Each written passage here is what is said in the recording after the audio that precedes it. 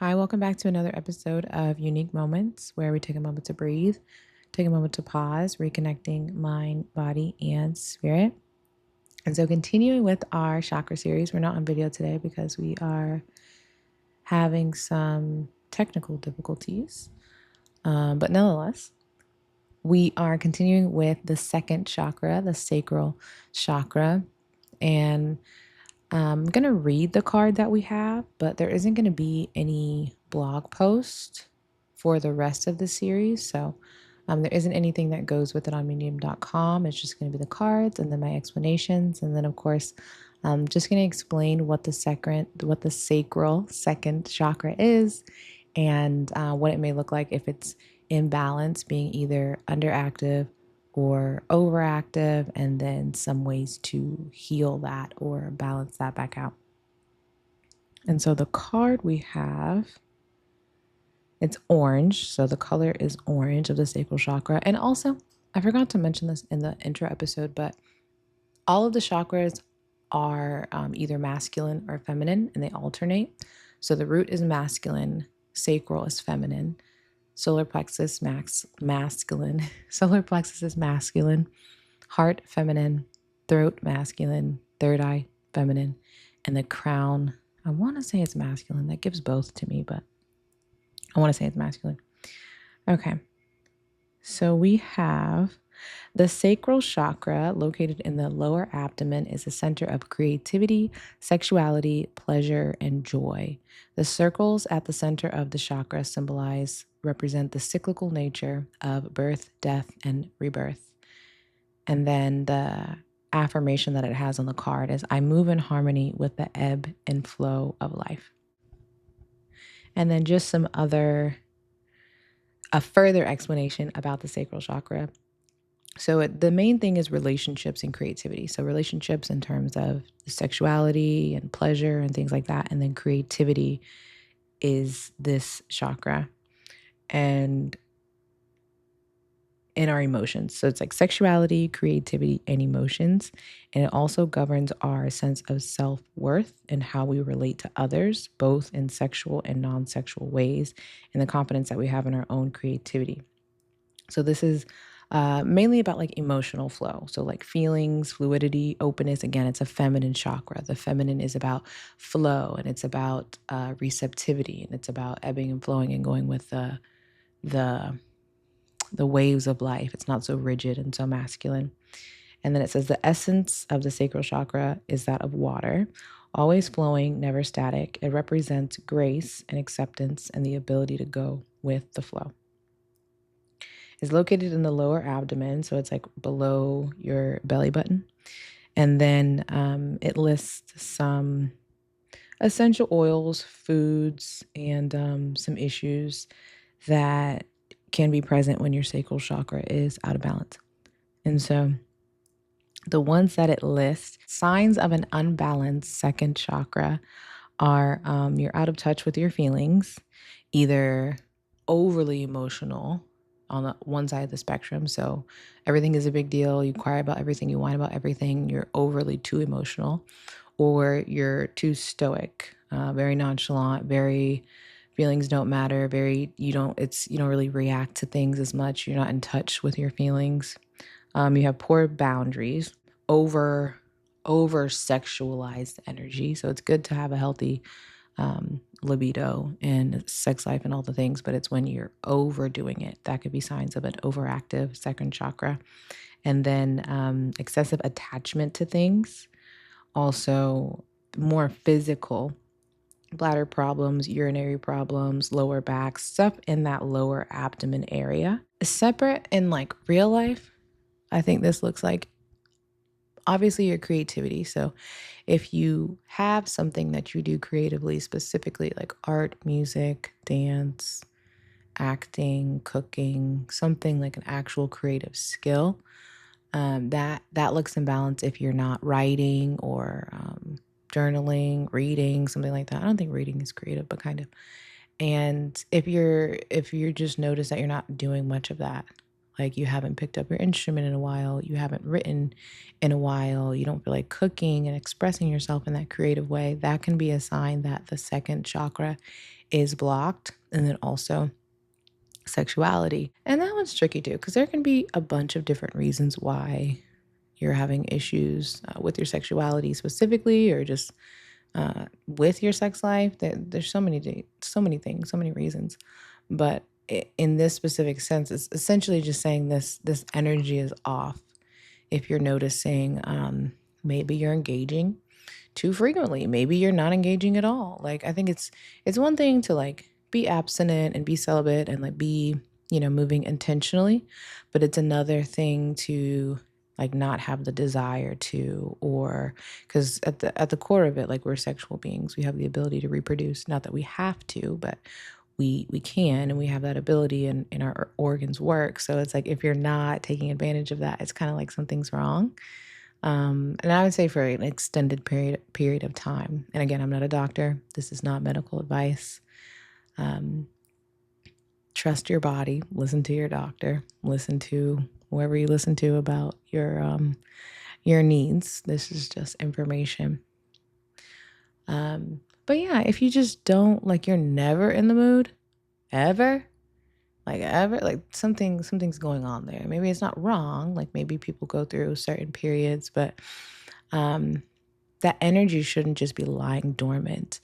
And I know, because they come from the same place, sexuality and creative energy, or sexual energy and creative energy are the same chakra, you can kind of transmute it. So say you aren't releasing a lot sexually, but maybe you're releasing a lot creatively, then that energy is still able to move. That energy is still able to flow in some way. Like, you're not getting pleasure in this way, but you're stimulating and getting creative pleasure. You're getting joy from doing the things that you like to do, from pursuing your passion, from pursuing your purpose. Then that energy, that second chakra energy, still has an outlet. It still has some place to move. So relationships, it deals with not necessarily love. Love is more the heart chakra, but the sacral is relationships, both platonic and intimate relationships. How well are you getting along with people?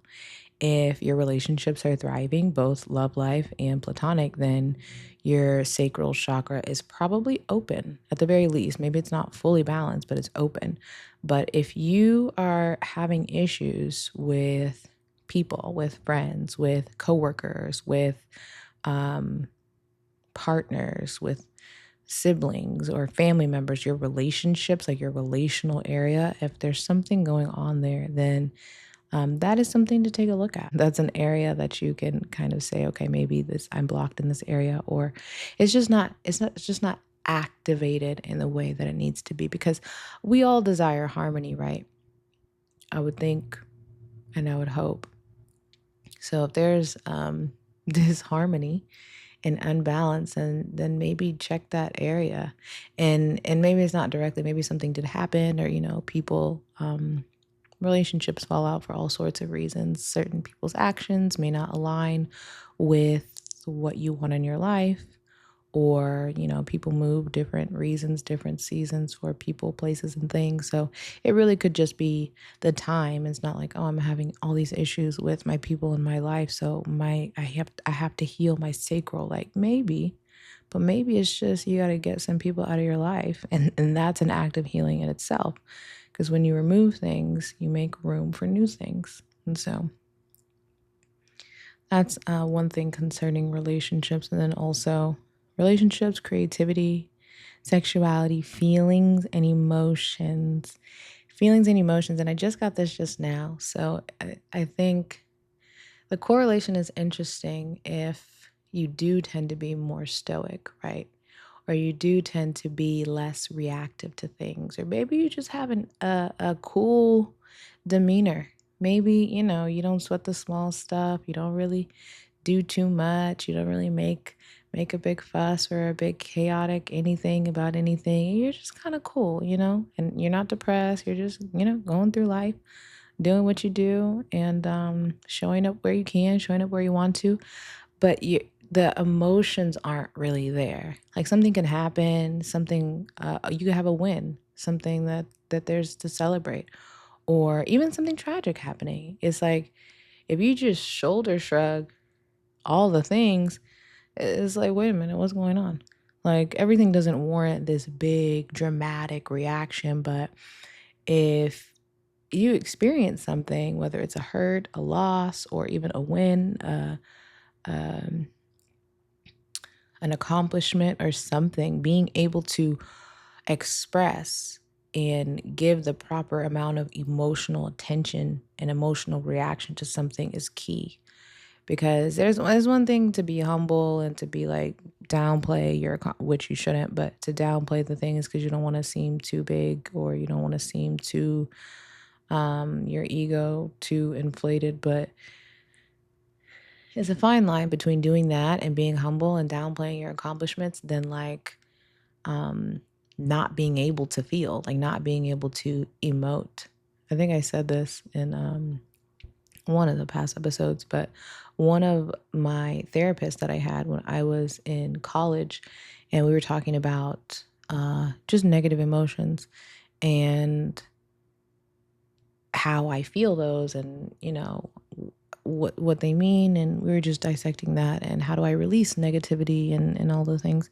And I was struggling with that because I'm a pretty positive person, I would say. I like to remain optimistic over being pessimistic. I would definitely say I'm more an optimist than like a realist, but genuinely pretty happy, genuinely pretty joyful. And I don't dwell in negative emotions, but just because you don't dwell in them, you still have to learn how to feel them. Because she was like, well, if you don't, again, it's polarity. It's anyways. If you don't feel the negative feels and the negative emotions and the hurt and the pain and the betrayal and the sorrow and that they hurt me and that made me feel unloved and unwanted and abandoned. If you don't go through that, then you can't get to the positive emotions because everything has an opposite. Everything is polarity. So it's like, quite literally, you only really know what being happy feels like because we have sad. You only know what being hot feels like because we have cold. If the opposite of the thing, in this case, feelings, didn't exist, we couldn't get a proper gauge on what we are feeling because we don't have anything to relate it to. Everything is relative to something else. And so it's really important to be able to just feel, quite literally. Like, yes, we need to be processing our feelings and however way you choose to, whether that's journaling, whether that's exercising, running, therapy, creativity, like your outlet, whatever you do, writing, you sing, you play an instrument, something that you do to process your emotions, to get them out. But even a step before that, like that's where we want to be, processing things as they come. But at the very least, at least we should be feeling them. And that's where putting the words to the feelings matters. Because sometimes you can't articulate it. Even I know sometimes when I'm in a mood, it's like I know I'm in a mood and I know something's wrong, like something's not right, but I don't quite know what it is. But even just that little bit, just acknowledging that, okay, there's something here. I can't quite put my finger on it, but there's something here that either needs to be addressed, needs to be released, needs to be discussed, needs to be talked about. And I think all too often we just sweep that stuff under the rug. And sometimes it's purposeful. Sometimes our brains will suppress things and repress things because we literally can't deal with it, because we don't have the capacity, the wherewithal to deal with a hard emotion or a hard truth or a hard experience or a traumatic experience that has happened to us. Our brains will literally shut it off and put that in a little bitty corner and say, hey, we're not gonna look at that. We're not gonna pay attention to that. And it's only when you start doing the work and journeying back to self and start healing and looking at things that you're like, oh, that's that thing. That's that thing. And then also masking it with other substances. And this is not always intentional, because I think depending on whatever your guilty pleasure, whatever your vice is, or however you like to have fun, like I love to have a glass of wine. I love to smoke a little joint. Like, that's nice. And I think depending on the depending on how often you do it and depending on when you're doing those activities, those like, let's say subduing activities, when you're like repressing your senses. It's not always conscious. Obviously, if you're going out for a friend's birthday, you're not like, I'm gonna go out and repress all my trauma and not think about it and la la la la la. Even though on a level, that's kind of what's happening if you're if you're dealing with something fresh. But like, I think it's when it's unconscious and you just aren't dealing with certain feelings and emotions, not because your brain has necessarily repressed it or pushed it down, but you have by consuming even food. It doesn't have to be drugs or alcohol. Like people suppress with food all too often, all too often, all too often as another way to escape your feelings. And people eat their feelings and your emotions. And sometimes you need it. Sometimes it helps, just like the alcohol. Sometimes it helps. Sometimes, objectively, it never helps. But just sometimes as humans, like you need that. Like there's too much information out there today that tells you the how to and the step by step to heal this and fix that and be the best version of yourself here and do this and all the self-help in the world. We have it. It's at our fingertips, literally. Anybody could be 10 times better by the end of this year, the end of next year if they wanted to. But it's like sometimes we don't always want that. We know the healthy food to eat. We know where the healthy organic things are in the grocery store, but we go to the candy, we go to the chips, we go to the greasy because that's what we want.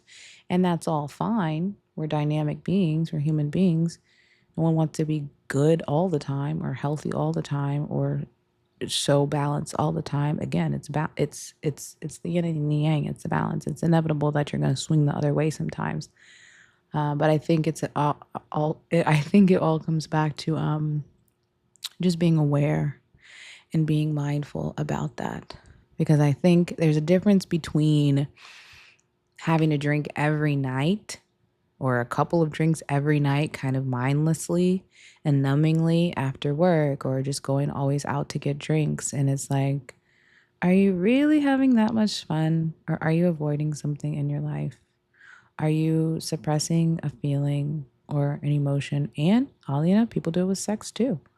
Like, yeah, it's a stress reliever and yeah, it's very pleasurable. It's very fun and it can be very intimate and very sacred at the same time. But a lot of the times people use it as a distraction. And it could be with self, doesn't have to be with another person.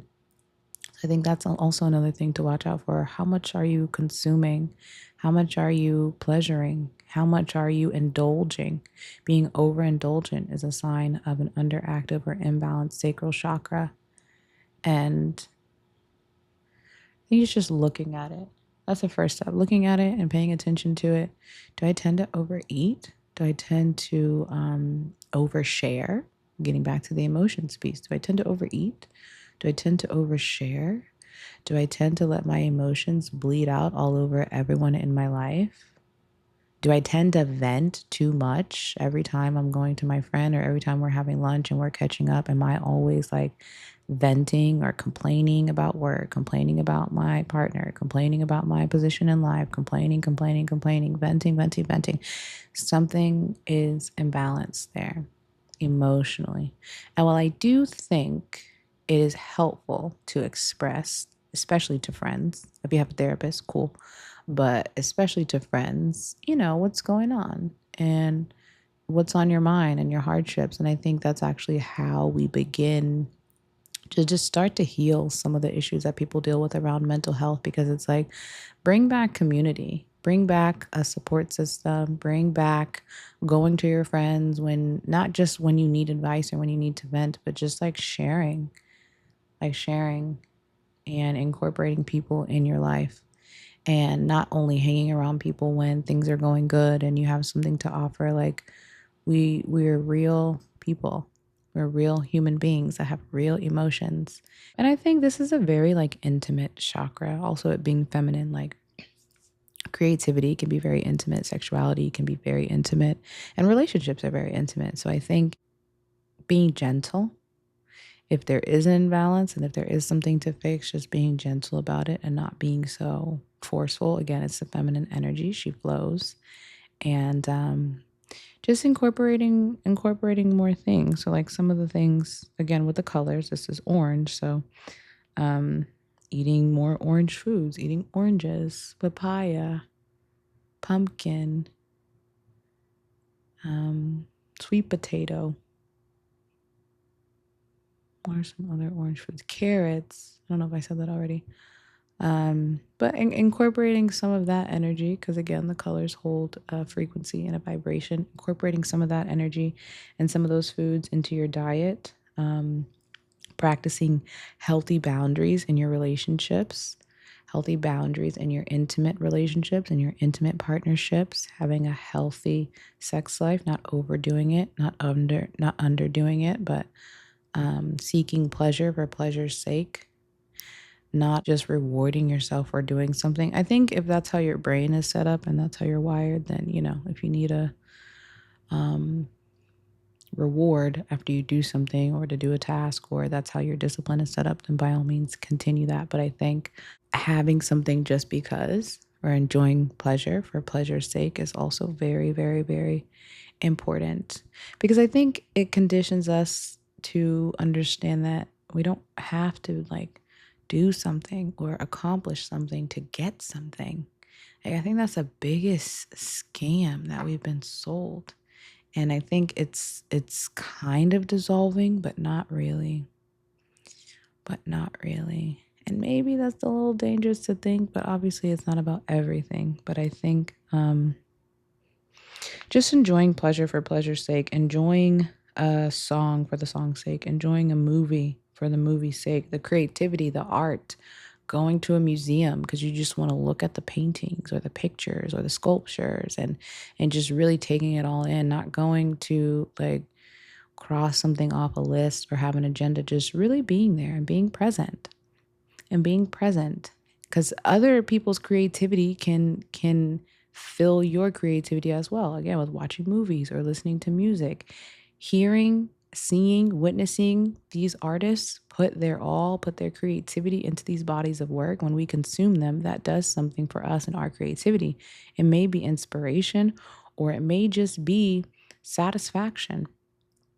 And can we sit in that satisfaction and say, wow, that was a really nice play. I don't have to remix it. I don't have to summarize it. I don't have to post about it. I don't have to create something around it or do anything with it. Just enjoying it for pleasure's sake.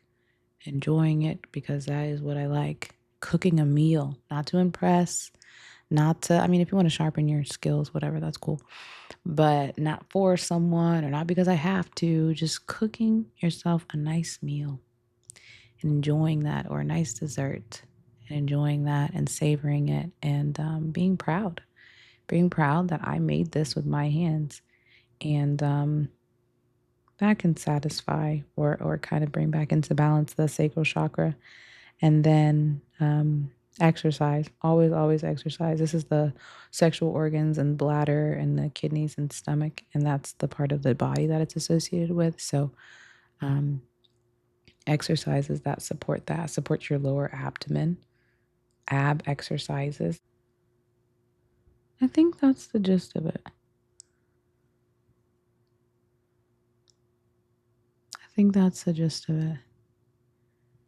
If the sacral is blocked or not performing or underactive, or you feel creatively stagnant, or like your relationships are stagnant or sexually stagnant, that's the place to take a look and to take stock and to take inventory and see, okay, what can we change?